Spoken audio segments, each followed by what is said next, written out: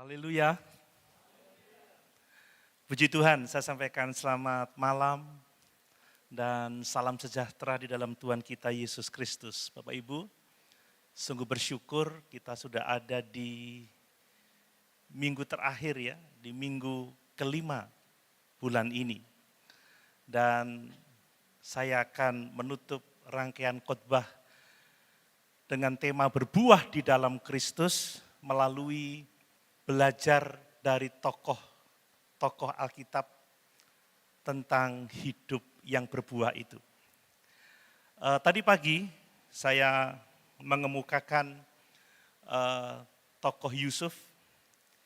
Dari Yusuf kita dapat belajar bahwa orang percaya itu seharusnya dapat menghasilkan buah di setiap musim kehidupan.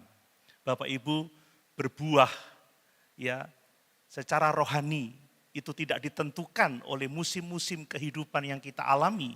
Bahkan musim tersulit sekalipun, tetapi berbuah dalam hal-hal rohani itu dihasilkan oleh karena kita melekat pada Kristus. Amin.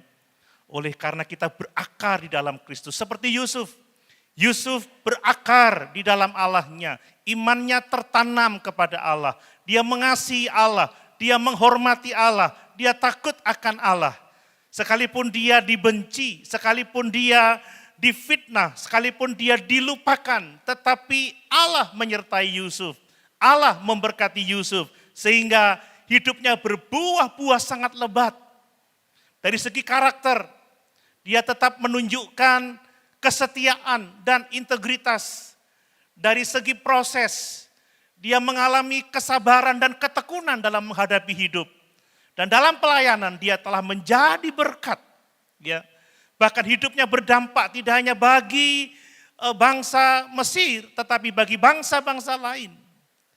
Juga berdampak bagi keluarganya sendiri yang terancam binasa karena kelaparan pada waktu itu. Mari kita tanam dalam hati kita bahwa berbuah tidak ditentukan oleh musim kehidupan kita, tetapi berbuah ditentukan oleh bagaimana kita berakar di dalam Kristus. Bagaimana kita dibangun di atas Dia dan bertambah teguh di dalam iman yang telah diajarkan kepada kita. Nah, sore hari ini mari kita belajar dari seorang rasul yang sangat terkenal, yaitu Rasul Paulus, yang mengajar kepada kita bahwa ternyata kita dapat berbuah sekalipun di tengah-tengah tantangan, Bapak Ibu. Paulus itu berbuah dalam pelayanan, Paulus itu berbuah dalam penderitaan. Ya, kita akan belajar tentang buah yang tumbuh di tengah-tengah tantangan. Mari kita membaca di Filipi pasal 1 ayat 12 sampai 26. Ya, berbuah di dalam pelayanan dan di dalam penderitaan. Filipi pasal 1 ayat 12 sampai ayat yang ke-26. Ini adalah kesaksian Rasul Paulus dalam penjara. Saya baca untuk kita sekalian. Aku menghendaki saudara-saudara supaya kamu tahu bahwa apa yang terjadi atasku justru telah menyebabkan kemajuan Injil. Garis bawahi, apa yang terjadi atasku justru menyebabkan kemajuan Injil. Sehingga telah jelas bagi seluruh istana dan semua orang lain bahwa aku dipenjarakan karena Kristus. Dan kebanyakan saudara dalam Tuhan telah beroleh kepercayaan karena pemenjaraanku untuk bertambah berani berkata-kata tentang firman Allah dengan tidak takut. Ada orang yang memberitakan Kristus karena dengki dan perselisihan. Tetapi ada pula yang memberitakannya dengan maksud baik. Mereka ini memberitakan Kristus karena kasih. Sebab mereka tahu bahwa aku ada di sini untuk membela Injil. Tetapi yang lain karena kepentingan sendiri dan dengan maksud yang tidak ikhlas. Sangkanya dengan demikian mereka memperberat bebanku dalam penjara. Tetapi tidak mengapa. Sebab bagaimanapun juga Kristus diberitakan baik dengan maksud palsu maupun dengan jujur. Tentang hal itu aku bersuka cita. Dan aku akan tetap bersuka cita karena aku tahu bahwa kesudahan semuanya ini ialah keselamatanku oleh doamu dan pertolongan roh Yesus Kristus. Sebab yang sangat kurindukan dan kuharapkan ialah bahwa aku dalam segala hal tidak akan beroleh malu, melainkan seperti sedia kala, demikian pun sekarang, Kristus dengan nyata dimuliakan di dalam tubuhku, baik oleh hidupku maupun oleh matiku. Karena bagiku hidup adalah Kristus dan mati adalah keuntungan. Tetapi jika aku harus hidup di dunia ini, itu berarti bagiku bekerja memberi buah. Jadi mana yang harus kupilih? Aku tidak tahu. Aku didesak dari dua pihak. Aku ingin pergi dan diam bersama-sama dengan Kristus. Itu memang jauh lebih baik. Tetapi lebih perlu untuk tinggal di dunia ini karena kamu. Dan dalam keyakinan ini taulah aku akan tinggal dan akan bersama-sama lagi dengan kamu sekalian. Supaya makin maju dan bersukacita dalam iman. Sehingga kemegahanmu dalam Kristus Yesus makin bertambah karena aku apabila aku kembali kepada kamu. Haleluya. Puji Tuhan, silakan duduk. Bapak Ibu yang dikasihi oleh Tuhan, ketika kita berbicara tentang hidup yang berbuah, maka kebanyakan orang Kristen mungkin langsung membayangkan tentang situasi hidup yang ideal. Kalau situasi hidupku ideal, kalau keadaanku baik, pasti aku akan menghasilkan buah. Kebanyakan orang berpikir seperti itu. Kalau keadaanku tentram, kalau pelayananku berjalan tanpa hambatan, atau kalau kehidupan imanku tidak mengalami banyak tekanan, maka aku akan bertumbuh dan berbuah-buah di dalam Kristus. Banyak orang yang berpikir seperti itu. Bapak Ibu, saya mau mengatakan bahwa pemikiran yang seperti itu tidak sepenuhnya salah ya. Gambaran seperti itu tidak sepenuhnya salah, tetapi tidak lengkap Bapak Ibu ya. Dalam terang Alkitab kita banyak menemukan bahwa ternyata hidup yang berbuah itu bukanlah hasil dari kenyamanan.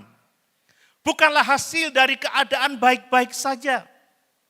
Ternyata hidup yang berbuah itu adalah hasil dari kesetiaan kita kepada Tuhan. Amin Bapak Ibu.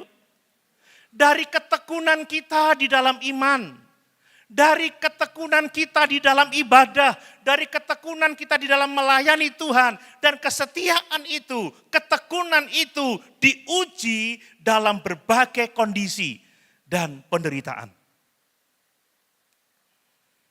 Saya percaya semua kita teruji malam hari ini. Amin. Amin. Loh, percaya Bapak Ibu teruji? Hujan lebat loh sepanjang hari. Tapi Bapak Ibu memilih datang. Bukan karena keadaan baik-baik saja. Bukan karena cuaca cerah maka Bapak Ibu bergereja. Tetapi Bapak Ibu memilih setia sekalipun keadaan tidak cerah. Amin. Amin. Banyak orang yang berkata, hujan. Minggu depan saja. Aduh naik motor. Nanti bawa sepatu lagi, masukkan kresek lagi, pakai sendal jepit.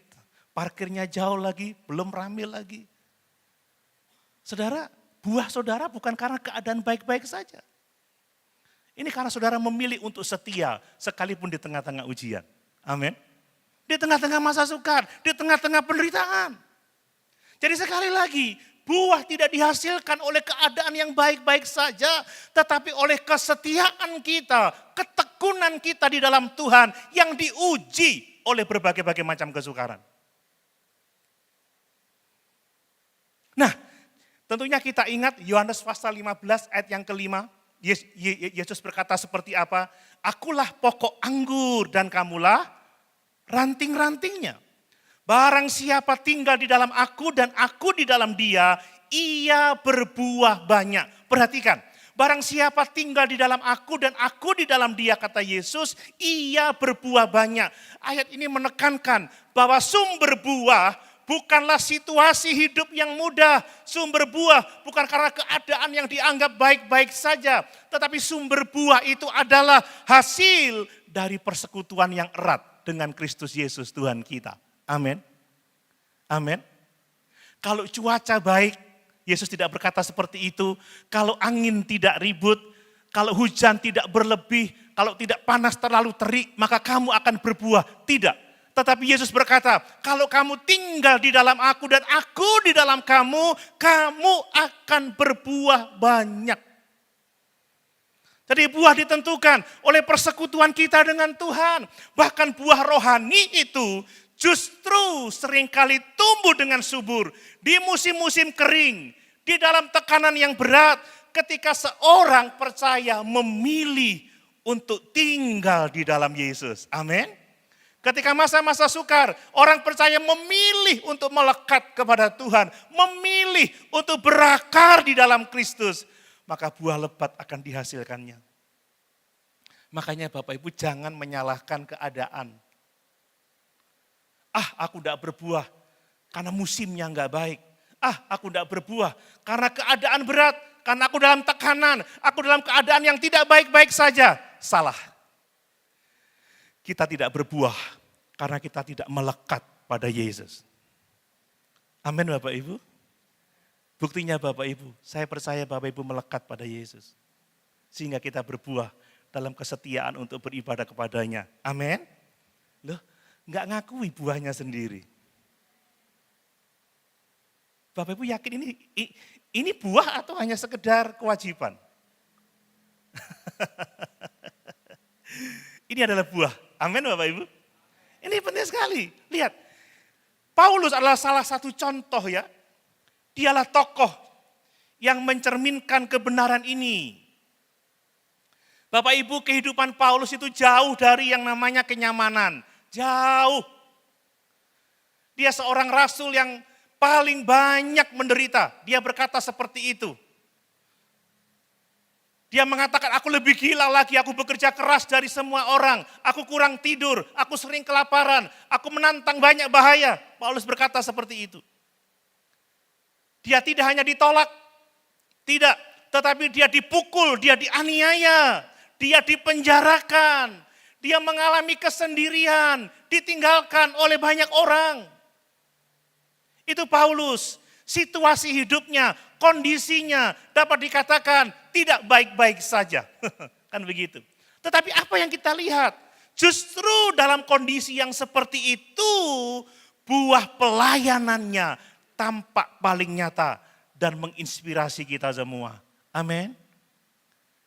Dia rasul yang sangat menderita, tetapi dia paling berbuah di antara rasul yang lain. Bapak Ibu, kalau tidak mau kita katakan 14, 13 dari buku perjanjian lama, itu yang menulis Rasul Paulus. Dia banyak menanam jemaat di Asia Kecil.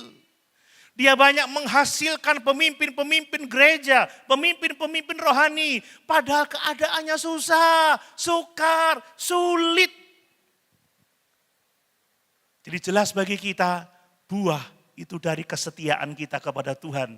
Kesetiaan yang teruji oleh berbagai-bagai macam penderitaan. Amin Bapak Ibu. Berhenti menyalahkan keadaan. Berhenti menyalahkan situasi. Tapi mulai lihat sejauh mana hubunganmu dengan Tuhan. Benar enggak? Berakar enggak di dalam Tuhan? Apakah Bapak Ibu sudah dibangun di atas Kristus? Apakah Bapak Ibu bertambah teguh di dalam iman? Atau kita mengaku percaya tetapi tidak punya hubungan yang benar dengan Tuhan? Bapak Ibu, saya mau mengingatkan lagi, surat Filipi itu ditulis dari dalam penjara. Makanya disebut sebagai surat penjara. Ditulis di balik jeruji besi di Roma Bapak Ibu. Tapi surat ini isinya penuh dengan sukacita. Makanya surat Filipi itu disebut sebagai surat sukacita. Temanya sukacita.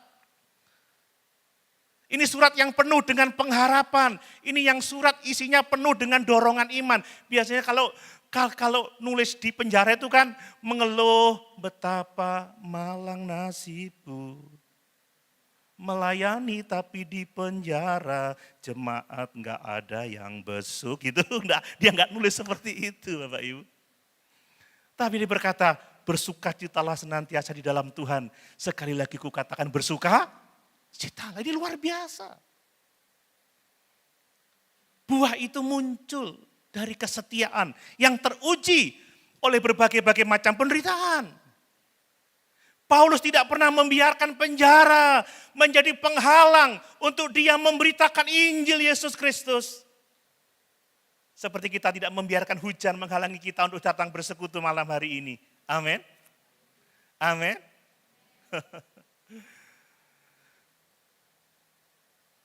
Saya tahu ada yang basah pakaiannya malam ini, tapi saudara setia itu luar biasa.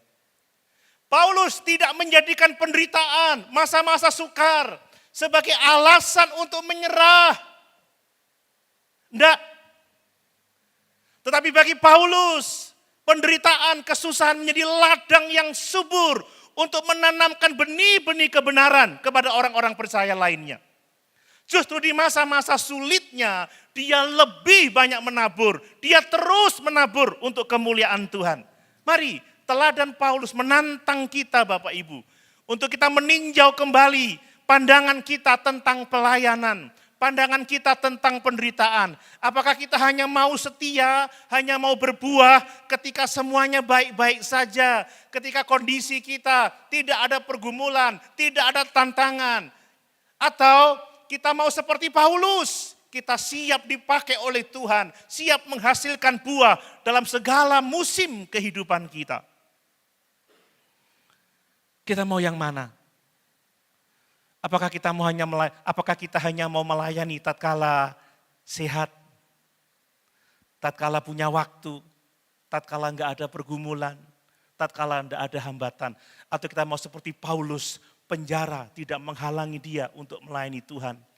Kesukaran, penderitaan tidak menghilangkan sukacitanya, tetapi dia berapi-api di dalam Tuhan. Mari Bapak Ibu, Paulus itu tetap berbuah dalam pelayanan. Sekalipun dia di penjara, dia tetap setia melayani Tuhan. Karakternya teruji. Dalam penderitaan dia tetap bersukacita di dalam Tuhan. Terus bersukacita di dalam Tuhan, mendorong orang percaya untuk bersukacita di dalam Tuhan. Dan dia menjadi orang yang paling berpengaruh. Saudara, banyak orang yang terinspirasi dan berani memberitakan Injil karena Rasul Paulus. Dia banyak membina jemaat-jemaat. Dan dia membina pemimpin-pemimpin baru karena dia setia. Dan kesetiaannya teruji oleh berbagai macam penderitaan. Mari Bapak Ibu, saya berharap dari keteladanan Rasul Paulus ini kita menemukan kekuatan dalam hidup ini. Kita menemukan inspirasi untuk tetap berbuah di segala musim kehidupan kita. Amin. Amin. Mari kita melekat kepada Kristus. Karena itulah satu-satunya kunci untuk kita berbuah. Mari kita setia, sekalipun dalam masa-masa sukar. Mari, ada beberapa poin yang saya ingin sampaikan pada kesempatan malam hari ini. Yang pertama, perhatikan, Paulus itu berbuah dalam pelayanan. Dia itu memberitakan Injil tanpa henti.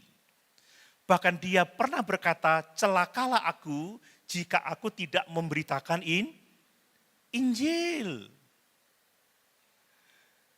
Apakah Bapak Ibu berani berkata seperti itu? Celakalah aku jika aku tidak memberitakan Injil. Atau saya berani berkata, celakalah aku jika aku tidak mengkhotbahkan firman Allah begitu. Celakalah aku jika aku tidak setia melayani Tuhan. Celakalah aku jika aku tidak setia beribadah kepada Tuhan. Paulus berkata, celakalah aku jika aku tidak memberitakan Injil. Nah, dalam konteks Filipi pasal 1, coba lihat lagi ayat 12 dan sampai ayat yang ke-14. Aku menghendaki saudara-saudara supaya kamu tahu bahwa apa yang terjadi atasku ini justru telah menyebabkan kemajuan Injil. Sehingga telah jelas bagi seluruh istana dan semua orang lain bahwa aku dipenjarakan karena Kristus.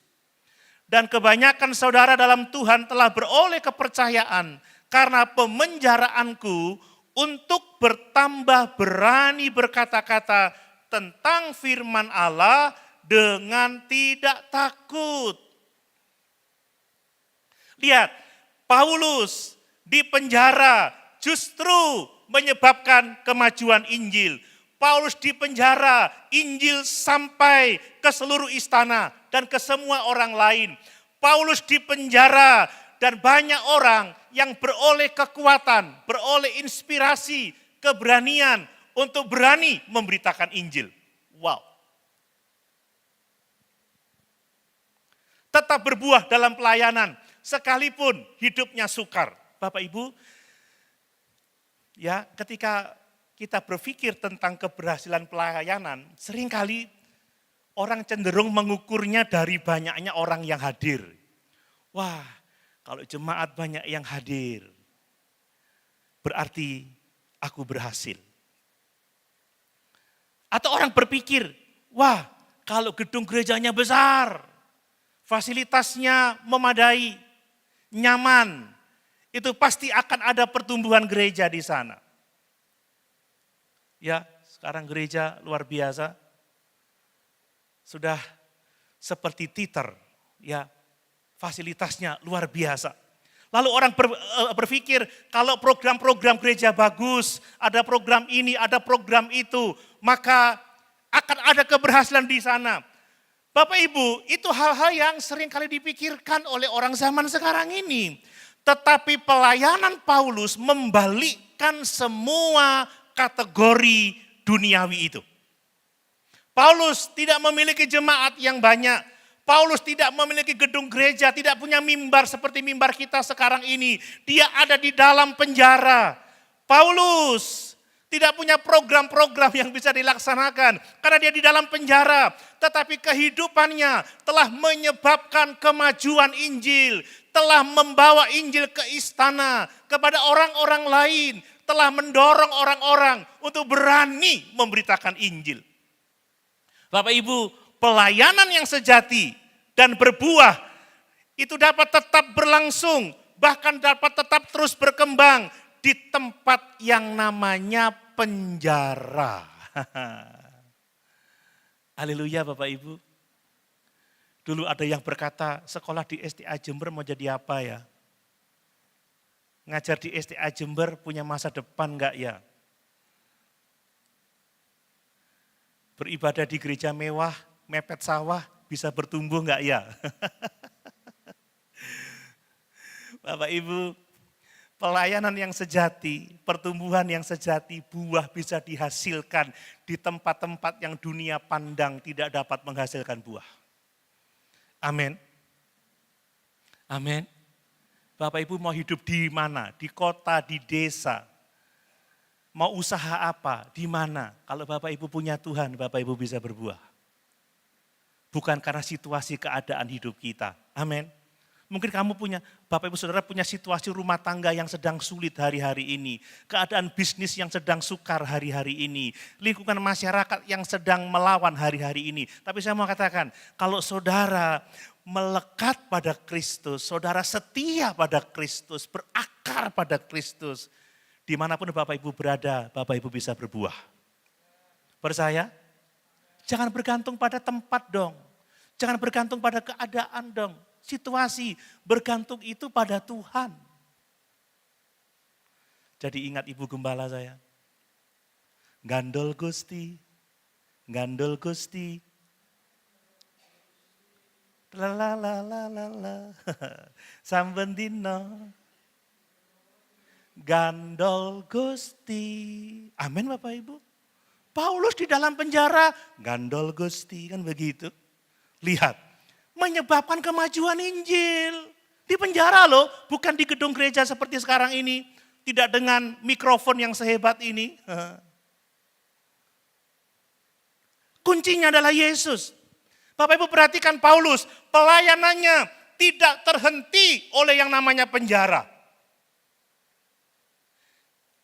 Penjara, adalah kesempatan bagi dia untuk tetap terus melayani. Penjara bukan penghalang bagi dia, tetapi justru menjadi saluran baru bagi Injil untuk menjangkau orang-orang istana. Sebelumnya dia tidak punya akses untuk ke istana, tetapi karena dia di penjara, dia punya akses ke istana. Dia ketemu dengan para pembesar.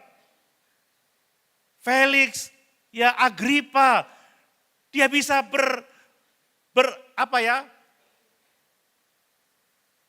berargumentasi, memberitakan Injil Yesus Kristus. Dia menjangkau orang-orang yang belum pernah tersentuh sebelumnya. Pejabat-pejabat Romawi. Bapak Ibu perhatikan, Paulus mengajarkan kepada kita bahwa keberadaan fisik bukan batasan untuk kuasa Injil. Amin.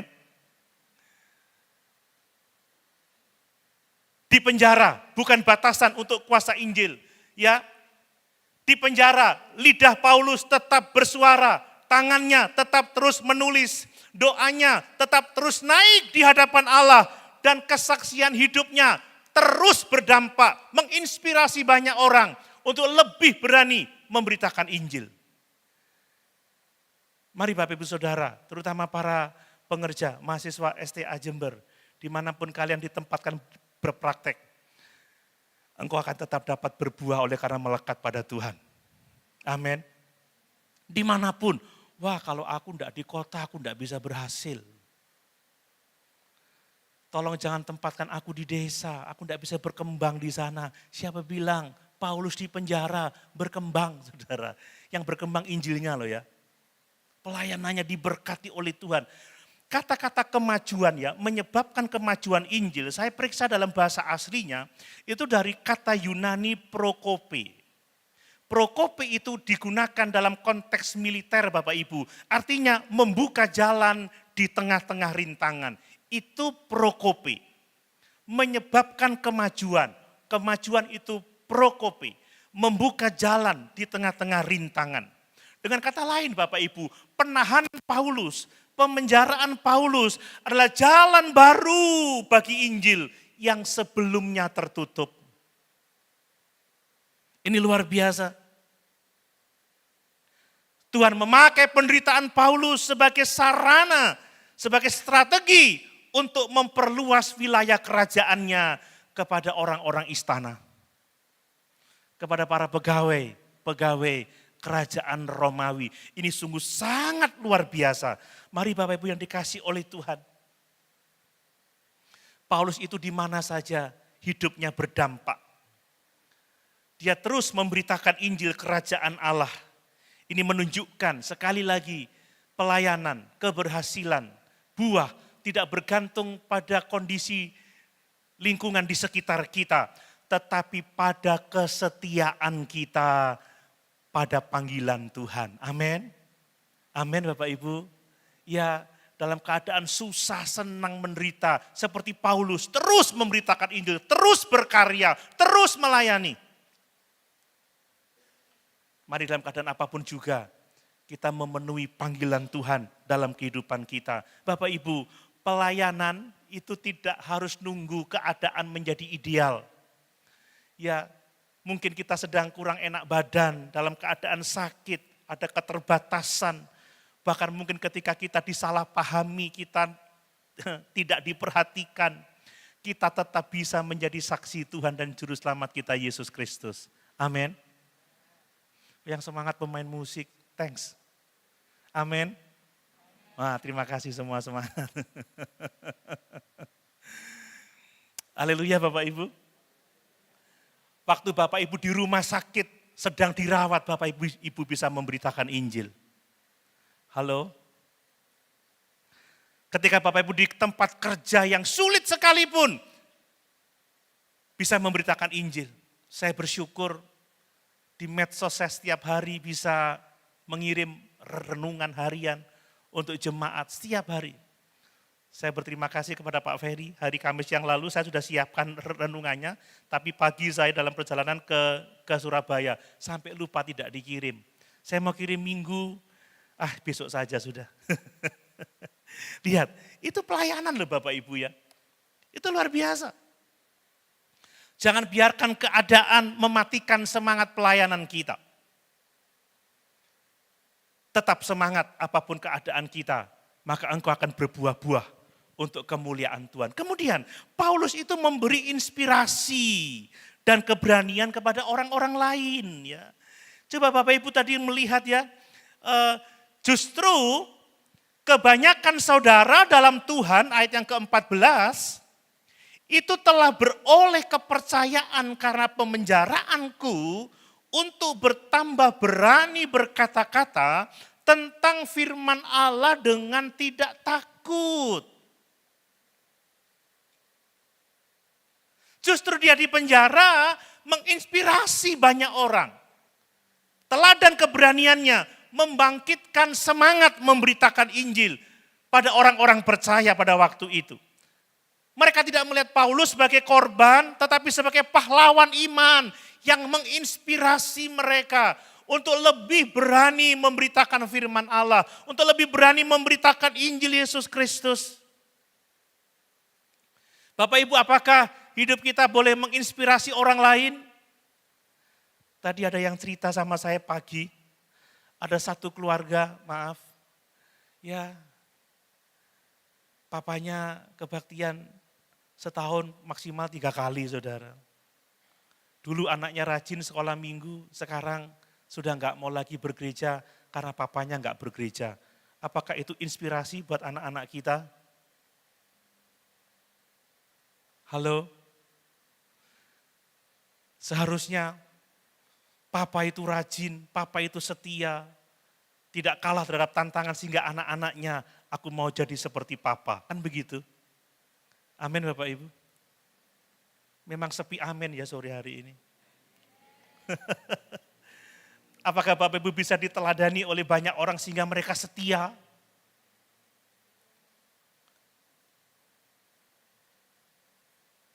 Paulus menginspirasi banyak orang. Bapak Ibu, kesetiaan kita dalam pelayanan, khususnya di tengah-tengah kesukaran, di tengah-tengah penderitaan, ya, itu bisa menjadi inspirasi bagi orang-orang lain untuk tetap setia. Itu loh si A, ibadah selalu setia. Tidak hanya ibadah minggu, tapi tengah minggu dia datang, menginspirasi orang.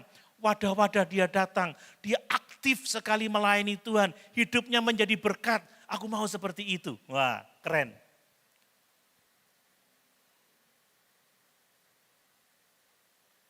Ini penting Bapak Ibu, ya. Ketika kita mundur dari menghadapi tantangan, orang lain bisa terdorong untuk mundur juga Bapak Ibu ya. Tapi ketika kita tidak mundur dalam pencobaan, orang lain akan terinspirasi untuk tetap kuat. Lihat, Tuhan itu memakai penderitaan kita bukan hanya untuk membentuk kita, tetapi juga untuk membangkitkan semangat orang lain. Menginspirasi orang lain. Dan Paulus dalam pelayanannya Bapak Ibu, dia itu fokus pada kemuliaan Kristus, bukan fokus kepada kepentingan diri sendiri. Dia mengatakan seperti ini ayat yang ke-15. Ada orang yang memberitakan Kristus karena dengki dan perselisihan, tetapi ada pula yang memberitakannya dengan maksud baik. Mereka ini memberitakan Kristus karena kasih, sebab mereka tahu bahwa aku ada di sini untuk membela Injil. Tetapi yang lain karena kepentingan sendiri dan dengan maksud yang tidak ikhlas. Sangkanya dengan demikian mereka memperberat bebanku dalam penjara. Tetapi tidak mengapa, sebab bagaimanapun juga Kristus diberitakan, baik dengan maksud palsu maupun dengan jujur. Tentang hal itu aku bersukacita dan aku akan tetap bersukacita. Paulus menunjukkan prinsip yang agung dalam pemberitaan Injil Bapak Ibu. Pusat dari ibadah kita adalah Tuhan Yesus Kristus. Amin. Pusat dari pelayanan kita adalah Tuhan Yesus Kristus. Kita memberitakan Injil karena kepentingan Kristus, karena kemuliaan Kristus, bukan karena kepentingan kita sendiri. Sejauh Injil diberitakan, Paulus tetap bersukacita. Itulah yang saya terus perjuangkan Bapak Ibu. Mimbar ini harus memberitakan Injil Yesus Kristus. Mimbar ini harus mengajarkan kebenaran firman Allah. Sekalipun mungkin bagi kebanyakan orang sudah tidak menarik lagi. Orang lebih suka mendengarkan berita-berita yang mengenakkan telinga. Tetapi saya berpegang teguh bahwa pemberitaan Injil itu yang terutama untuk kemuliaan Tuhan Yesus Kristus. Amin. Bukan untuk menyenangkan telinga kita, untuk membuat kita bangga. Yesus tidak mati supaya kita dapat menikmati dunia ini.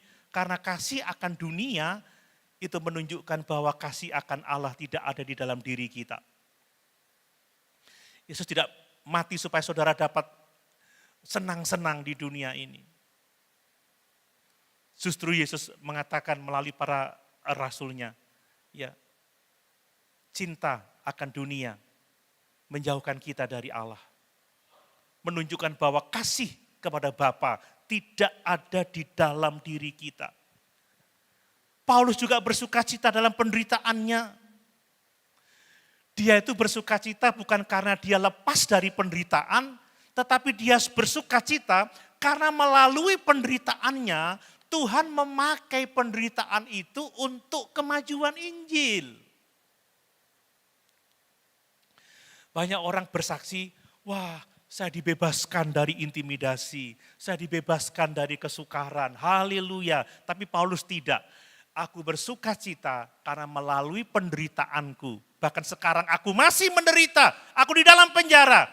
Tapi justru karena itu nama Tuhan dipuji dan dipermuliakan. Ya, kebanyakan kesaksian itu selalu lepas dari penderitaan. Beda dengan Paulus. Kesaksiannya, aku bersukacita karena melalui penderitaanku, Injil terus berkembang. Ada orang-orang yang diselamatkan, Injil menjangkau banyak jiwa. Ada orang-orang yang semakin berani memberitakan firman. Dia rela di penjara, dia rela menjadi korban persembahan untuk ibadah orang-orang percaya lainnya. Bapak Ibu mau menderita untuk kemuliaan Yesus? Mau menderita untuk melihat orang lain percaya kepada Yesus?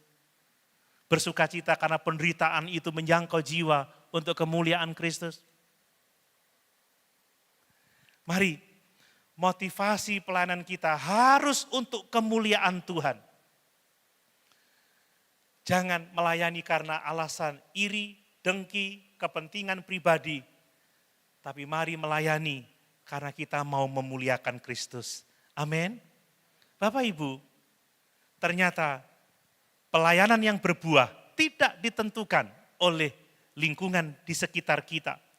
Tetapi komitmen kita untuk kokoh pada pekerjaan Tuhan. Penjara tidak menghentikan pelayanan Paulus. Penjara tidak merusak hidupnya. Tetapi penjara menjadi lahan bagi dia. Untuk terus bersuara. Untuk terus memberitakan Injil. Menginspirasi banyak orang. Untuk lebih berani memberitakan Injil Yesus Kristus. Hal yang kedua Bapak Ibu, Paulus itu juga berbuah dalam segi karakter. Ya, luar biasa, Paulus itu tetap bersukacita dan terus berpengharapan di tengah-tengah penderitaannya. Wow, ini karakter Kristus Bapak Ibu ya. Ini sungguh luar biasa.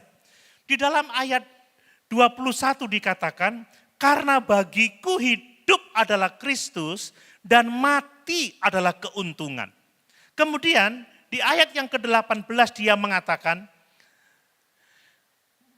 bahwa banyak orang yang memberitakan Injil dengan maksud yang palsu, tetapi itu tidak mengapa asal Yesus diberitakan. Bagi dia, melayani Kristus itu yang terutama, itu sukacitanya, itu kebahagiaannya. Dia punya pengharapan akan kehidupan yang kekal. Dan dia mengatakan mati itu adalah keuntungan Bapak Ibu ya. Karakter yang sejati itu tidak terlihat di saat semuanya baik-baik saja. Di saat semuanya berjalan lancar, Bapak Ibu, karakter yang sejati itu hanya akan dapat dilihat dengan sesungguhnya ketika seseorang itu menghadapi tekanan. Ketika seseorang itu menghadapi penderitaan. Justru dari penderitaan yang dialami oleh Rasul Paulus, kita bisa mengenal karakter Paulus yang sesungguhnya.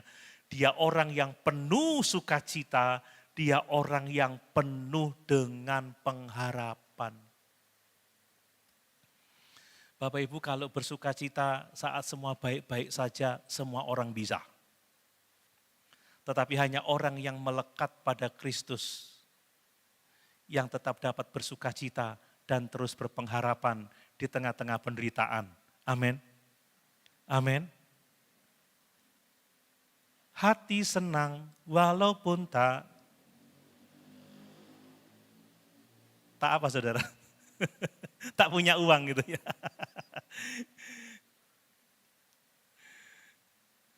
Hati senang walaupun menderita. Hati senang walaupun dikucilkan. Hati senang walaupun dipenjara. Hati senang sekalipun banyak penderitaan. Hati senang dalam pergumulan. Karena apa? Karena Tuhan memakai itu untuk kemuliaan-Nya. Amin. Jadi sukacita itu tidak bergantung pada keadaan Bapak Ibu ya. Tetapi sekali lagi bergantung kepada hubungan yang benar dengan Kristus, relasi yang benar dengan Kristus. Makanya Paulus mengatakan di ayat yang keempat dari Filipi pasal yang keempat, bersukacitalah senantiasa dalam Tuhan. Bukan bersukacitalah senantiasa karena keadaanmu baik-baik saja, karena kamu mengalami masa-masa indah. Tidak. Tetapi bersukacitalah senantiasa di dalam Tuhan. Sekali lagi kukatakan bersukacitalah. Sukacita Kristen yang sejati tidak bergantung pada kenyamanan hidup, tetapi pada kehadiran Kristus dalam hati kita.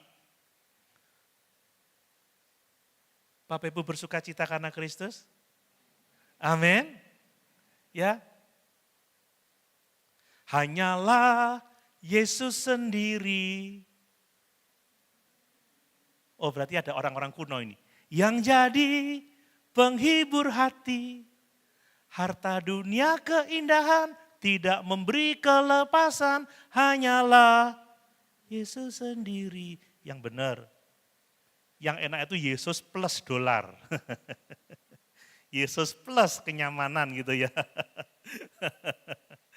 Tapi lagu itu hanyalah Yesus sendiri, saudara. Kalau kita seperti itu, Bapak Ibu punya hubungan yang benar dengan Tuhan. Karena buah roh adalah kasih, sukacita. Sukacita bukan karena keadaan dunia, tetapi karena Kristus. Dan sukacita karena penderitaan itu adalah bagian dari panggilan hidup setiap orang percaya.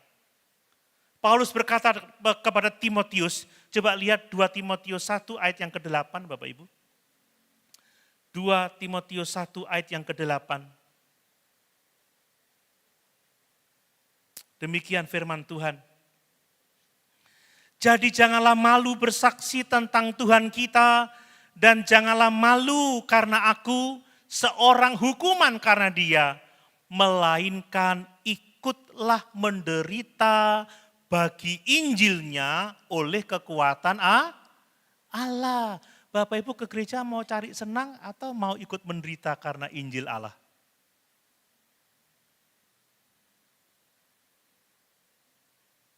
Sekolah Alkitab capek-capek mau senang atau mau menderita karena Injil Allah? Oh, mereka aja masih mikir 1000 kali, saudara. Saya sekolah Alkitab untuk merancang masa depan, meniti karir, menjadi pendeta besar. Ya, punya mega church. Atau masuk sekolah mau menderita. Banyak yang mau pulang, aku mau pulang menderita di STA Jember. Rupanya motivasinya cari senang.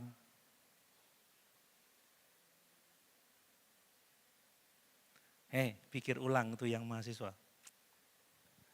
Saudara ikut Tuhan, melayani Tuhan, cari senang atau mau ikut menderita demi Injil?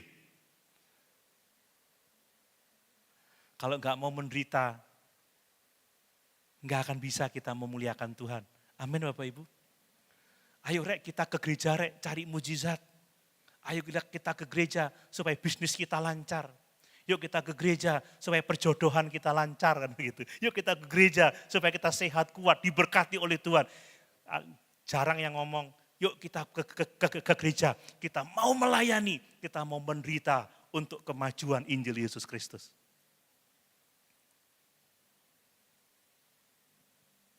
Lihat kata Paulus kepada anak didiknya, melainkan ikutlah menderita.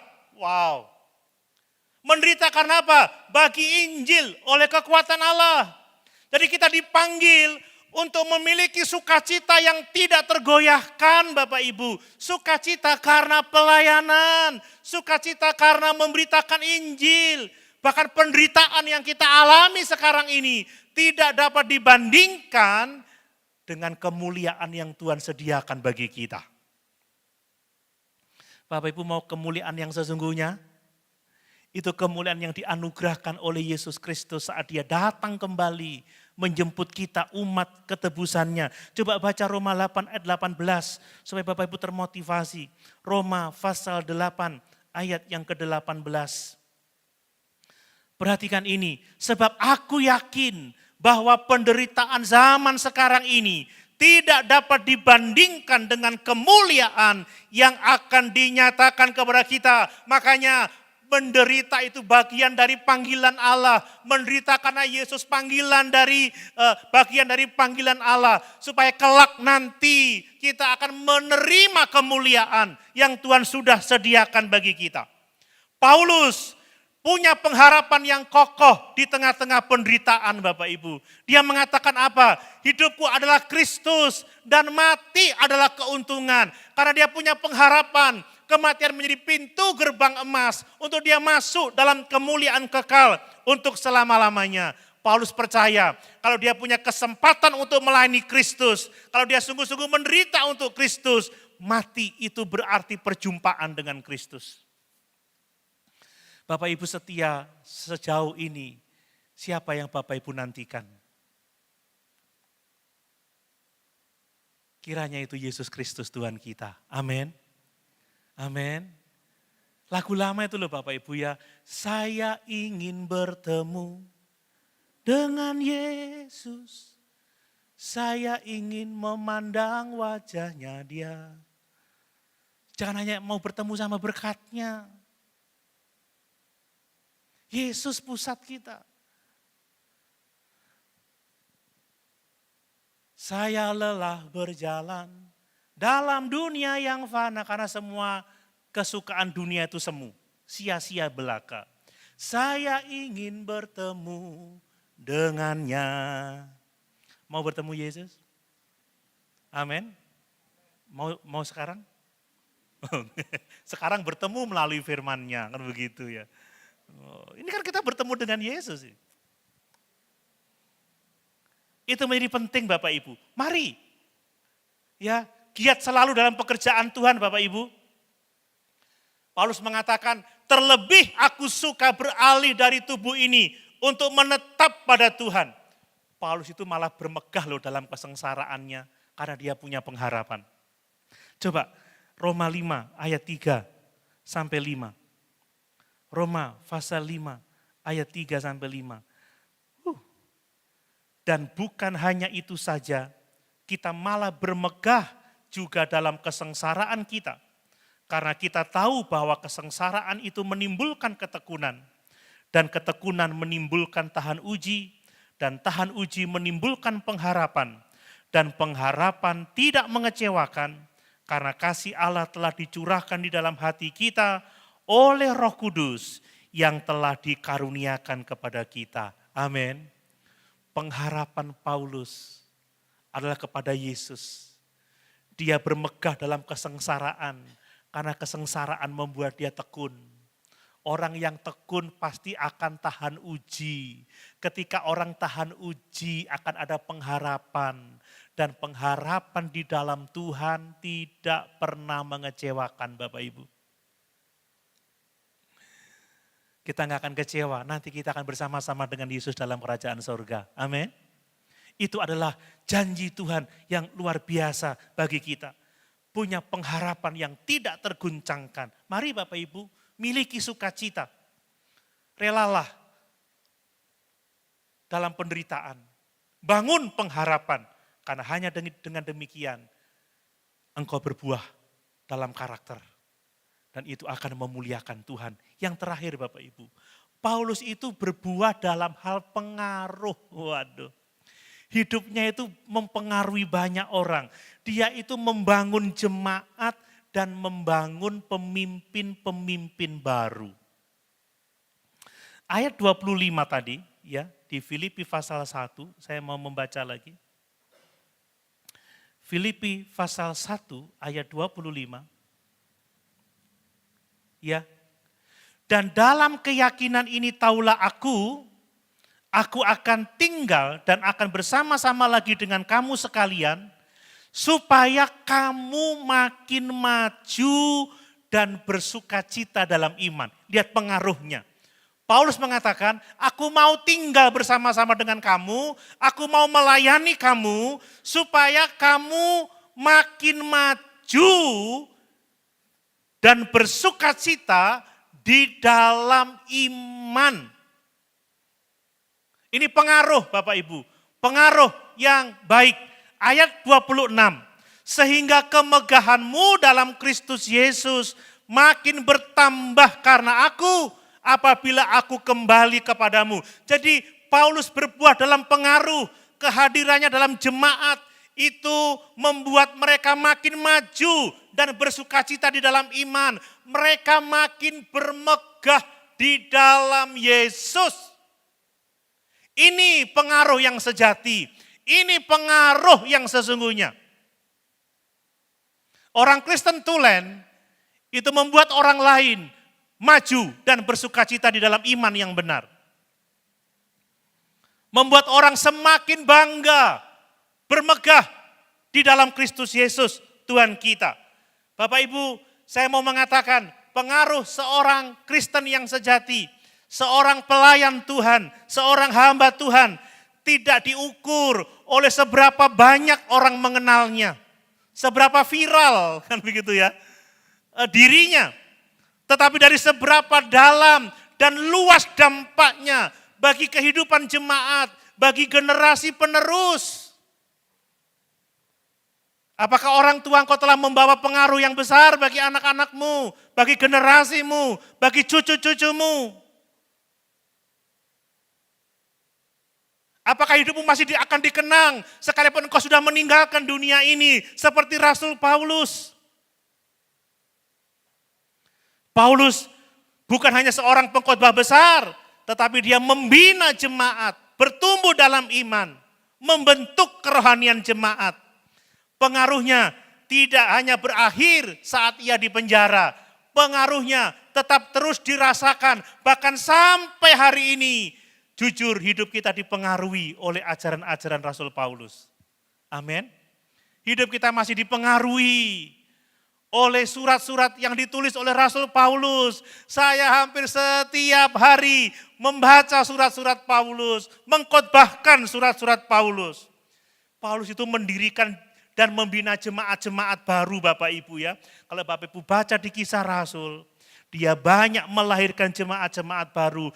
Dia mengadakan misi perjalanan. Untuk apa? Untuk menguatkan iman jemaat-jemaat. Saya sudah mengkhotbahkan selesai Kisah Para Rasul. Dan itu di ibadah sore. Masih ingat khotbah-khotbah itu Bapak Ibu? Kalau enggak ingat, buka channel Berita Firman Eklesia. Masih bisa diikuti lagi. Saya sudah menyelesaikan khotbah itu. Paulus menguatkan banyak orang. Dia membina jemaat melalui surat-suratnya. Mari Bapak Ibu, pelayanan kita tidak boleh berhenti saat kita berakhir hidup di dunia ini. Milikilah pengaruh yang kuat terhadap generasi kita. Dan biarlah teladan kita diingat. Seperti yang dikatakan oleh Rasul Paulus tentang iman Timotius. Timotius, ketika aku melihat engkau, aku teringat akan imanmu yang murni. Yang pertama-tama ada dalam hidup nenekmu Lois dan ibumu Eunike. Dan yang sekarang aku tahu sekarang, iman itu ada pada dirimu. Lihat, pengaruhnya turun-temurun Bapak Ibu. Saya mau katakan, gereja yang hidup dewasa bukan sekedar karena banyak pengunjung, tetapi karena adanya kedewasaan dari diri jemaat yang ada di dalam tubuh Kristus itu. Amin Bapak Ibu. Amin. Banyak kumpul, tapi nggak dewasa rohani. Datang untuk cari senang, bukan ikut menderita bagi pelayanan pekerjaan Tuhan.